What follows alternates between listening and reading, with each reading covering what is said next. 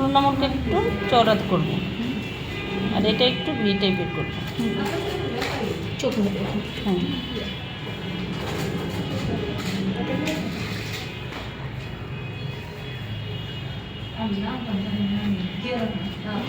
এই গেল ওর বুড়ো শেপটা।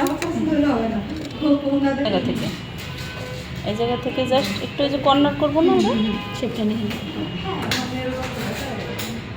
আমি এই পাউডারটা চেয়েছিলাম হাত দিতে পারিনি আমাকে।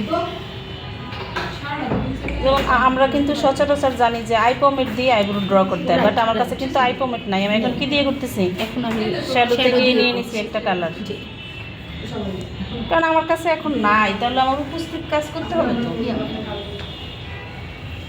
এই পর্যন্ত আমার কালার অ্যাপ্লাই করা শেষ। এখন আমি এরপরে যেই কাজটা করব, আমি এই সাইডটা দিয়ে টানতে টানতে এই কালারটাকে একটু সামনে নিয়ে আসবো এবং হালকা যেন টোনটা থাকে। ঠিক আছে, আমি শুধু এই লাইনটা ঠিক রাখবো। ঠিক রেখে আস্তে আস্তে আস্তে আস্তে সামনে আসবো এবং আমি খেয়াল করবো যে আমার ভুরুটা ন্যাচারালি কালার আছে কিনা, কিংবা আর একটু গাঢ় করা লাগবে কিনা। আমার মনে হয় আর গাঢ় করার দরকার নেই, এই টাইপের হালকা কালার রাখলেই যথেষ্ট।